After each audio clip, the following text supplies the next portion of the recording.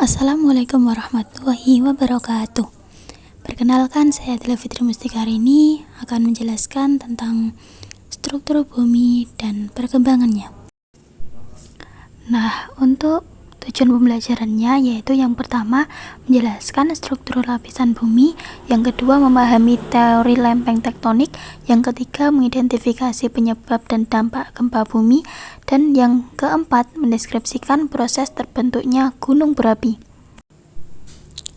Untuk lapisan bumi, yaitu yang pertama ada kerak bumi, yaitu lapisan terluar, yang kedua mantel bumi, yaitu lapisan tengah, dan inti bumi, yaitu lapisan terdalam.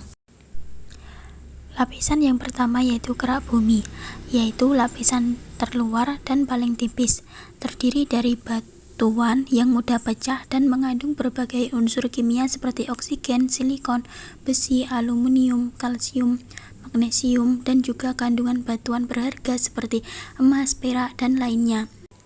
Ada dua macam lapisan kerak bumi, yaitu kerak benua yang terdapat di daratan dan kerak samudra yang merupakan dasar laut. Ketebalan kerak benua antara 30-70 km, sedangkan kerak samudra 6-11 km.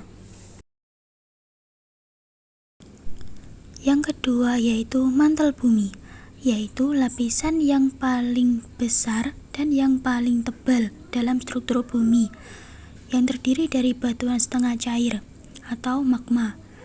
Dalam mantel bumi, suhu bisa mencapai sampai 4.500 derajat Celcius.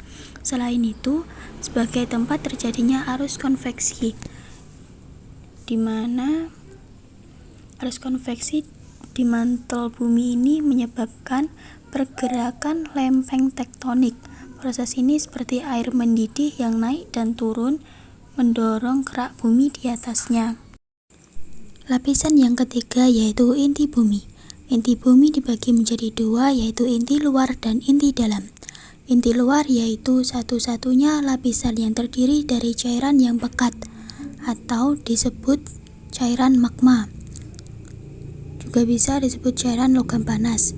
Sedangkan inti dalam terdiri dari padatan logam, yaitu besi dan nikel. Di dalam inti bumi, suhu bisa mencapai 6.000 derajat Celcius.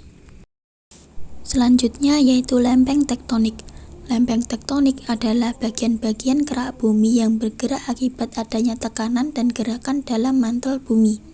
Di seluruh dunia ada 7 lempeng utama, seperti lempeng Eurasia, lempeng Indo-Australia, lempeng Pasifik, dan yang lainnya. Pergerakan lempeng ini bergerak 1-10 cm per tahun. Meskipun pergerakannya lambat, dalam jangka waktu panjang bisa menyebabkan perubahan besar di permukaan bumi. Gerakan lempeng tektonik ini menyebabkan terjadinya pembentukan pegunungan. Selain itu juga dapat terjadinya gempa bumi.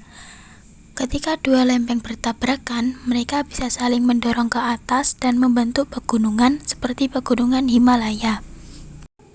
Ada 3 macam gerakan lempeng yang terjadi di dunia ini, yaitu yang pertama konvergen, di mana konvergen ini yaitu gerakan dua lempeng yang saling mendekati sehingga saling bertabrakan atau bertumbukan. Contohnya yaitu terjadi gerakan konvergen dapat membentuk palung di dalam laut. Yang kedua yaitu divergen, yaitu pergerakan dua lempeng yang saling menjauh yang membentuk renggangan atau area kosong sehingga nantinya diisi oleh material yang naik dari lapisan di bawahnya. Contoh pergerakan divergen adalah gerakan lempeng benua Afrika dan Amerika Selatan yang mengakibatkan semakin lebarnya jarak antara kedua benua tersebut. Bisa dilihat pada gambar yang tertera.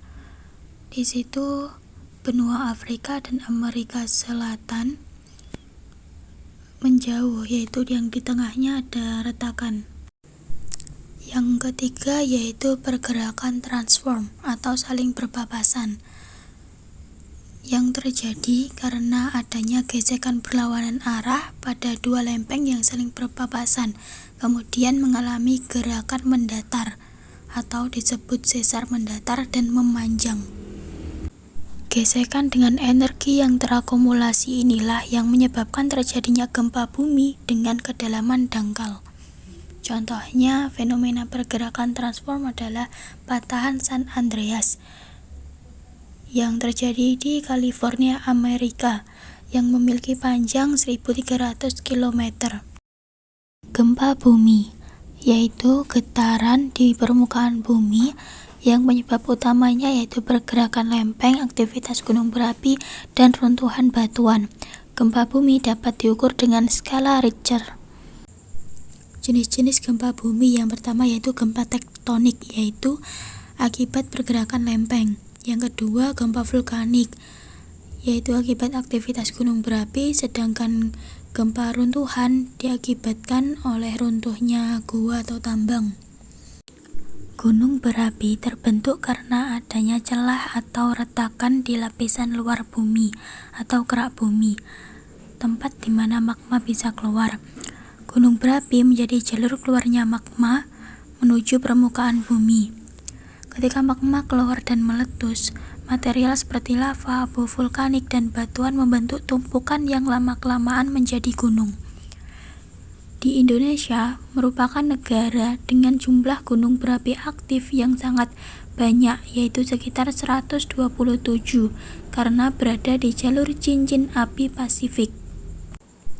Nah, bagian-bagian gunung berapi terdiri dari awan panas, kawah, diatrema atau pipa kepundan, dan magma chamber. Dampak dari meletusnya gunung Merapi yaitu terdiri dari dampak positif dan dampak negatif. Dampak positifnya yaitu yang pertama, tanah menjadi subur. Abu vulkanik hasil letusan mengandung mineral yang membuat tanah menjadi sangat subur dan cocok untuk pertanian. Yang kedua, material bangunan.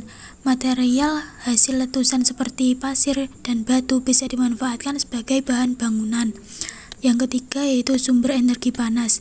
Gunung berapi menyimpan energi panas yang bisa dimanfaatkan untuk pembangkit listrik.